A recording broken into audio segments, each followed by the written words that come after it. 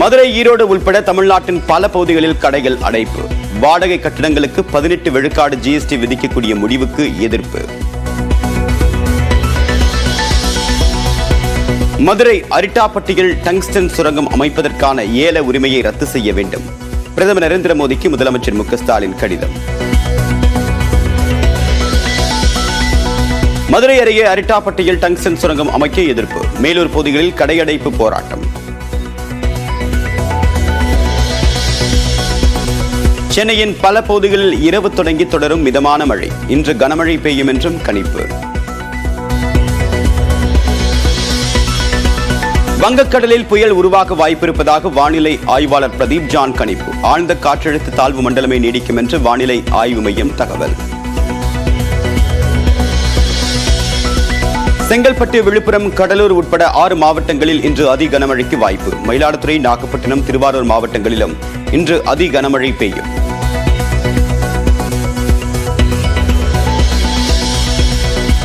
சென்னையில் இன்று மிக கனமழை பெய்ய வாய்ப்பு.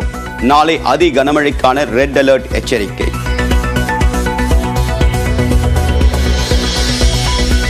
புதுக்கோட்டையில் அதிமுக, பாஜக பிரமுகர்கள் வீடுகளில் அமலாக்கத்துறை சோதனை. மொத்தம் 3 இடங்களில் சோதனையில் ஈடுபட்டுள்ள அதிகாரிகள்.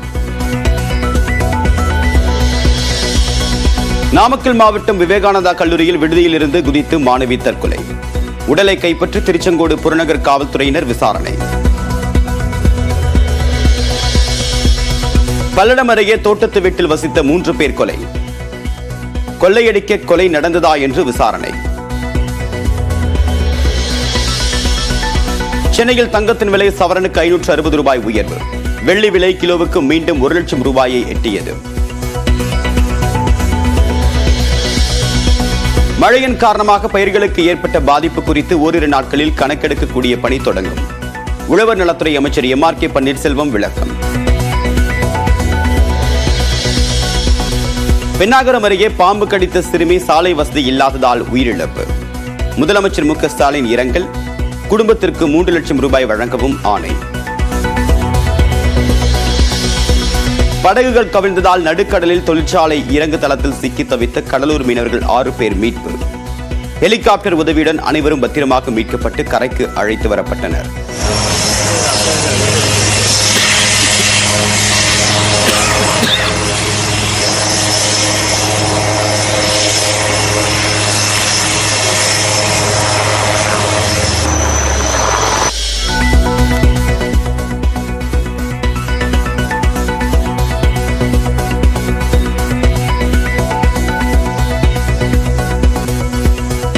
டெல்லியில் அமித்ஷாவுடன் தேவேந்திர பட்னவிஸ், ஏக்நாத் ஷிண்டே, அஜித் பவார் சந்திப்பு.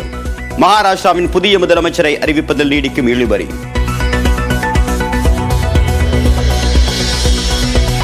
நீலகிரி மாவட்டம் கூடலூரில் யானைக்கு அஞ்சி மரத்தில் ஏறி உயிர் தப்பிய வடமாநில இளைஞர்.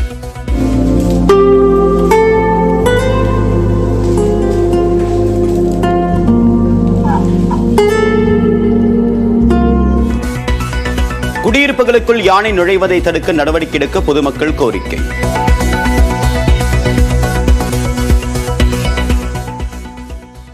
மதுரையில் டங்ஸ்டன் சுரங்க உரிமத்தை ரத்து செய்ய கோரிய மாநில அரசின் அனுமதியின்றி சுரங்க உரிமை ஏலங்களை மேற்கொள்ளக்கூடாது என்றும் பிரதமர் நரேந்திர மோடியிடம் முதலமைச்சர் மு க ஸ்டாலின் வலியுறுத்தியிருக்கிறார்.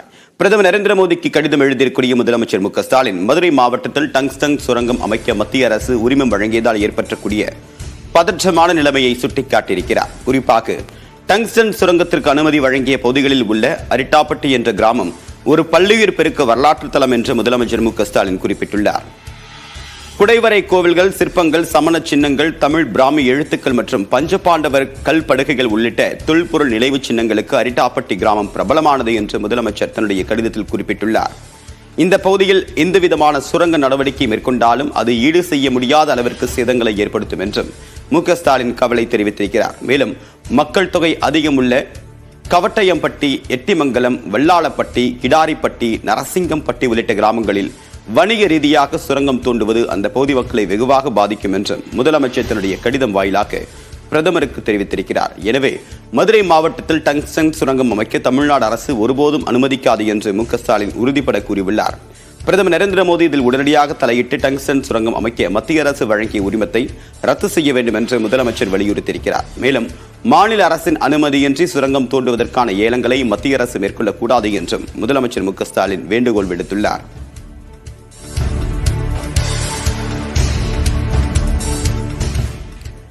வங்கக்கடலில் நிலவி வரக்கூடிய ஆழ்ந்த காற்றழுத்த தாழ்வு மண்டலம் புயலாக வலுப்பெற வாய்ப்பிருப்பதாக தனியார் வானிலை ஆய்வாளர் பிரதீப் ஜான் தெரிவித்திருக்கிறார். வங்கக்கடல் பகுதியில் மேகக்குவியல் மீண்டும் தீவிரமடைந்திருப்பதால் காற்றின் வேகம் மணிக்கு 55 கிலோமீட்டர் வேகத்தில் நெருங்குவதாக பிரதீப் ஜான் தன்னுடைய எக்ஸ் பக்கத்தில் பதிவேற்றிருக்கிறார். காற்றின் வேகம் மேலும் தீவிரமடைந்து மணிக்கு 83 மீட்டர் வேகம் வரை வீசக்கூடும் என்று தனியார் வானிலை ஆய்வாளர் தெரிவித்திருக்கிறார். பொதுவாக மணிக்கு 65 கிலோமீட்டர் வேகத்தில் காற்று வீசினாலே புயல் என்று வகைப்படுத்தப்பட்டக்கூடிய நிலையில் தற்போது வங்கக்கடலில் நிலவி வரக்கூடிய ஆழ்ந்த காற்றழுத்த தாழ்வு மண்டலம் புயலாக வலுப்பெறும் என்று பிரதீப் ஜான் குறிப்பிட்டுள்ளார். இதனால் இன்று மதியம் முதல் நாளை வரை சென்னை, காஞ்சிபுரம், செங்கல்பட்டு, திருவள்ளூரிலிருந்து மரக்காணம் கடற்கரை வரை அதி கனமழைக்கு வாய்ப்பிருப்பதாகவும் அவர் கூறியுள்ளார். குறிப்பாக சென்னை, காஞ்சிபுரம், செங்கல்பட்டு, திருவள்ளூரில் நாளை அதி கனமழை பெய்யக்கூடும் என்றும் பிரதீப் ஜான் தன்னுடைய சமூக வலைதள பக்கத்தில் பதிவிட்டிருக்கிறார். இந்நிலையில் வங்கக்கடலில் நிலவி வரக்கூடிய ஆழ்ந்த காற்றழுத்த தாழ்வு மண்டலத்தின் நகரக்கூடிய வேகம் குறைந்திருப்பதாக இந்திய வானிலை ஆய்வு மையம் தெரிவித்துள்ளது. நேற்று இரவு மணிக்கு 9 கிலோமீட்டர் வேகத்தில் நகர்ந்த ஆழ்ந்த காற்றழுத்த தாழ்வு மண்டலம் கடந்த 6 மணி நேரத்தில் மணிக்கு 7 கிலோமீட்டர் வேகத்தில் நகர்ந்ததாக வானிலை மையம் குறிப்பிட்டுள்ளது. இது வடமேற்கு திசையில் நகர்ந்து வட தமிழ்நாடு மற்றும் புதுச்சேரி கடற்கரை இடையே நாளை காலை ஆழ்ந்த காற்றழுத்த தாழ்வு மண்டலமாக கரையை கடக்கும் என்று கணிக்கப்பட்டுள்ளது. குறிப்பாக காரைக்கால், மகாபலிபுரம் இடையே காற்றழுத்த தாழ்வு மண்டலம் கரையை கடக்கும் போது மணிக்கு அதிகபட்சமாக 75 கிலோமீட்டர் வேகத்தில் காற்று வீசும் என்று இந்திய வானிலை ஆய்வு மையம் தெரிவித்துள்ளது. ஆழ்ந்த காற்றழுத்த தாழ்வு மண்டலமாகவே கரையை கடக்கும் என்று கூறியிருக்கக்கூடிய இந்திய வானிலை ஆய்வு மையம் புயலாக மாறுவது தொடர்பாக எதுவும் குறிப்பிடப்படவில்லை.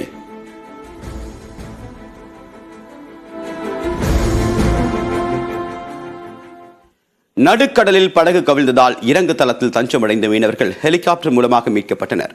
மீனவர்கள் மீட்கப்பட்ட திக் சம்பவம் குறித்து இந்த தொகுப்பில் பார்க்கலாம்.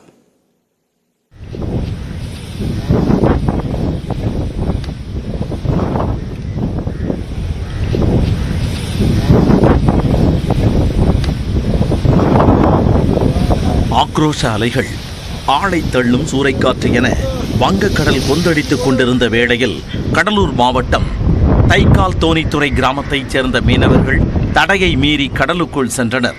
தினேஷ் என்ற மீனவர் தனது வலையை எடுப்பதற்காக படகில் 3 பேருடன் சென்றார். கடலுக்குள் அவர்கள் செல்ல செல்ல அலைகளின் வேகத்திற்கு ஈடு கொடுக்க முடியாமல் அவர்கள் படகு தடுமாறியது. ஒரு கட்டத்தில் அலையின் சீற்றத்தில் சிக்கிய படகு கவிழ்ந்தது. இது குறித்து கரையில் இருந்த மீனவர்களுக்கு அவர்கள் தகவல் அளித்ததால் தமிழ்வாணன் உள்ளிட்ட 3 பேர் கடலில் விழுந்தவர்களை மீட்கச் சென்றனர். ஒரு வழியாக கடலில் விழுந்த 3 பேரை மீட்டுவிட்டு 6 பேரும் தமிழ்வாணனின் படகில் கரைக்கு திரும்பிய போது மீண்டும் அந்த படகும் கவிழும் அளவுக்கு கடல் கொந்தளிப்பு இருந்தது. இதனால் தட்டு தடுமாறி கடலுக்குள் உள்ள சிப்காட் தொழிற்சாலைக்காக ரசாயனங்கள் இறக்க பயன்படுத்தும் இறங்கு தளத்தில் தஞ்சமடைந்தனர். தவறி உள்ளே வந்தவங்க தவிச்சாங்க, அவுத்துட்டு வந்து அப்புறம் நாங்கள் எல்லாம் கீழே இறங்கி வந்தோம். அதுக்குள்ளே போட்டு அவங்க மேலே ஏற முடியல, அவங்களால போட்டு கவுந்து போச்சு. அப்புறம் எல்லாம் நீஞ்சி வந்து கிட்ட வந்தாங்க. நாங்கள் எல்லாம் பிடிச்சி மேலே கரையேற்றி 4 நாளாக வச்சுருந்தோம். கடலின் சீற்றம் சற்று தணிந்தால் கரை சேரலாம் என மீனவர்கள் நினைத்திருந்த வேளையில் கடும் சீற்றத்தால் இறங்குதளம் அருகே நிறுத்தியிருந்த படகும் உடைந்தது. இதனால் 6 பேரும் இறங்குதளத்தில் இருந்து கரை திரும்ப முடியாமல் 2 நாட்களாக தவித்து வந்தனர். அங்கு ஏற்கனவே காவலாளிகள் இருந்ததால் உணவுக்கு சிக்கல் ஏற்படவில்லை. இதனிடையே மீனவர்களை மீட்க மாவட்ட ஆட்சியரிடம் உறவினர்கள் கோரிக்கை விடுத்தனர். அவரது முயற்சியால் தலைமைச் செயலாளர் மூலமாக இந்திய கடலோர காவல் படையின் உதவி கோரப்பட்டது. ஆனால் கடல் பகுதியில் சூறைக்காற்று வீசியதால் ஹெலிகாப்டரில் மீட்பதிலும் சிக்கல் இருப்பதாக கூறப்பட்டதால் மேலும் சில நாட்கள் மீனவர்கள் அங்கேயே இருக்கும் நிலை ஏற்பட்டது. ஆனால் சித்திரைப்பேட்டை கிராமத்திற்கு ஹெலிகாப்டரில் வந்த கடலோர காவல் படையினர் சூழலை ஆய்வு செய்து துணிச்சலாக மீட்பு பணியில் இறங்கினர்.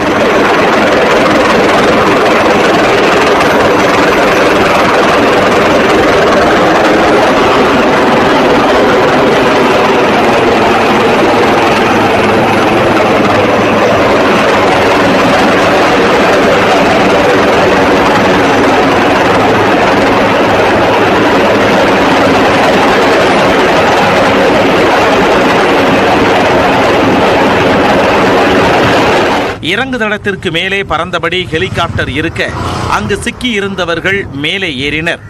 திக் மீட்பு பணியை பார்க்க சுற்றுவட்டார கிராம மக்கள் கடற்கரையில் குவிந்தனர். இறங்குதளத்தில் தவித்த மீனவர்கள் 6 பேர், காவலாளிகள் 4 பேர் என 10 பேர் பாதுகாப்பாக மீட்கப்பட்டனர். நம்ம இந்த போட்டை வச்சு நம்ம கரை போக முடியாது, ஆளு உயிர் ஏதாவது போயிட போய் சொல்லிட்டு இங்கே வந்து போட்டில் கட்டிட்டு மேலே ஏறிட்டோம். அந்த கப்பலில் உள்ளவங்க தான் எங்களுக்கு சாப்பாடெலாம் நல்லபடியாக போட்டாங்க, ஒன்றும் பிரச்சனை இல்லை, நல்லபடியாக பார்த்துக்கிட்டாங்க. நம்ம ஆற்றுல தான் வலை போடுவோம். அப்படியே காற்று அடிச்சதால அந்த முகத்தாறு வழியாக கடலுக்கு இழுத்துட்டு போய் இன்ஜின் வேறு ஒரு ப்ராப்ளம் ஆகி ஒரு போட்டு கவுந்துருச்சு. இன்னொன்று எங்களை காப்பாற்ற வந்ததால் அவங்க போட்டில் ஏறி போய் இந்த எண்ணெய் கப்பைக்கு வந்தோம். அதில் ஏறி எல்லாம் தப்பிச்சிட்டோம்.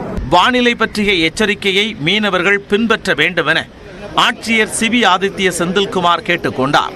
மீனவர்கள் குறிப்பாக இந்த மாதிரி கடலுக்கு போவதை தவிர்க்க வேண்டும். மாவட்ட நிர்வாகம் கொடுக்கிற எச்சரிக்கையை பின்பற்ற பாதுகாப்பாக இருக்க வேண்டும். 2 நாட்களாக கடலுக்கு நடுவே தவித்த மீனவர்கள் பாதுகாப்பாக வீடு திரும்பியதால் குடும்பத்தினர் மகிழ்ச்சி அடைந்தனர்.